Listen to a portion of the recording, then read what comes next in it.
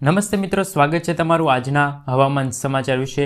તો મિત્રો, અત્યારના એક મહત્વના સમાચાર સામે આવ્યા છે કે પરેશભાઈ ગોસ્વામીએ ગુજરાતમાં હવામાન અંગે મહત્વની સંભાવના વ્યક્ત કરી છે।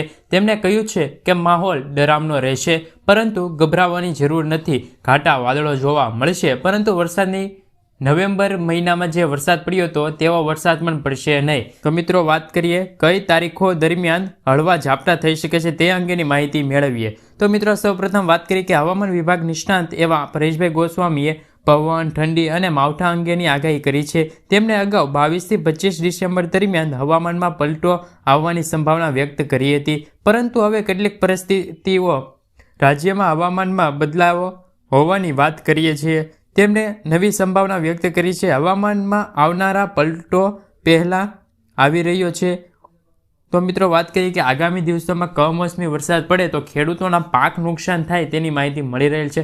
અને સાથે અરબ સાગરમાં અને બંગાળની ખાડીમાં એક સિસ્ટમ સક્રિય બનવા જઈ રહી છે, જેના કારણે ગુજરાત રાજ્યમાં હાલ વાતાવરણમાં મોટો ફેરફાર થવા જઈ રહ્યો છે।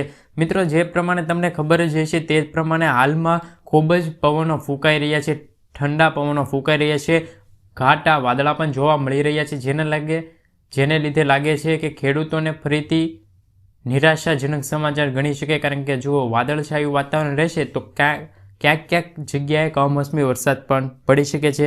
તેવામાં પરેશભાઈ ગોસ્વામીએ કહ્યું છે કે હાલમાં ગુજરાતમાં ઉત્તર પૂર્વના પવનો ફૂંકાઈ રહ્યા છે, ઉત્તર ભારતમાં પર્વતીય પ્રદેશોમાં હિમવર્ષા થઈ રહી છે અને તેના કારણે રાજ્યમાં ઠંડીનો અનુભવ થઈ રહ્યો છે। જે ઠંડીની શરૂઆત ગુજરાતમાં પડે છે તેની મોડી શરૂઆત થઈ છે। જોકે હવામાનમાં પલટવાની સંભાવના છે, તેના કારણે ગુજરાતમાં 1 ડિગ્રી જેટલું તાપમાન ઊંચું જાય તેવી પણ સંભાવના જોવા મળી છે।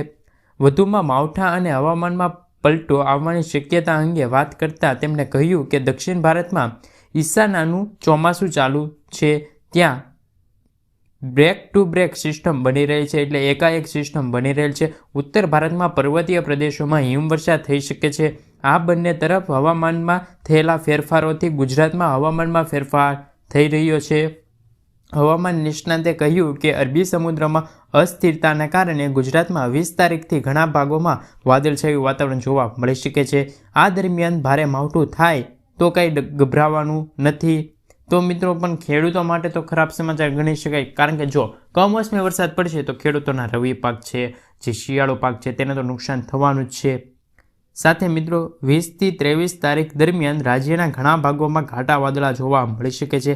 આ તારીખો દરમિયાન સૌરાષ્ટ્ર, કચ્છ અને ઉત્તર ભારતમાં એકાએક ભાગોમાં છૂટાછવાયેલા ઝાપટા પણ પડી શકે છે। તેઓએ કહે છે કે અગાઉનું અનુમાન 22 થી 25 ડિસેમ્બર દરમિયાનનું હતું, પરંતુ અસ્થિરતાની ઝડપથી ચાલી રહે અને તે ગુજરાત સુધી વહેલી પહોંચી શકે છે। એટલે કે જે આ સિસ્ટમ બનેલી છે તેની અસર ગુજરાત પર વહેલા પહોંચે, એટલે કે 1-2 દી આગળ પાછળ થઈ શકે છે। તે જ રીતે 22 ડિસેમ્બરમાં સામાન્ય ઝાપટા થવાની શક્યતા જોવા મળી રહેલી છે। સાથે મિત્રો, તેમણે કહ્યું કે 26મી નવેમ્બરે રાજ્યમાં ભારે માવઠું થયું હતું, તે જોવા મળશે નહીં। એટલે કે આ વખતે એવું કંઈ માવઠું જોવા મળશે નહીં, કારણ કે આ વખતે છૂટાછવાયેલા અને સામાન્ય ઝાપટા થઈ શકે છે। અગાઉ અંબાલાલ પટેલે જણાવ્યું હતું કે 22 ડિસેમ્બરથી દેશના પર્વતીય પ્રદેશોમાં ભારે હિમવર્ષા થઈ શકે છે, જેના કારણે વાતાવરણમાં ફેરફાર થશે। 22 ડિસેમ્બર ખાસ ધ્યાન રાખજો મિત્રો। અને 29મી ડિસેમ્બરે ઠંડીનો ચમકારો વધવાની પણ સંભાવના જોવા મળી રહેલી છે। મિત્રો, જે પ્રમાણે અંબાલાલભાઈ પટેલે કહ્યું કે વાતાવરણમાં ફેરફાર તો થવાનો છે, વેસ્ટર્ન ડિસ્ટર્બન્સના કારણે આ અસર જોવા મળી શકે છે અને શિયાળો વહેલા આવે તેવી પણ માહિતી મળી રહેલ છે। અને મિત્રો, ખાસ વાત તો એ જ છે કે ચોમાસું પણ વહેલા આવી શકે છે 2024નું।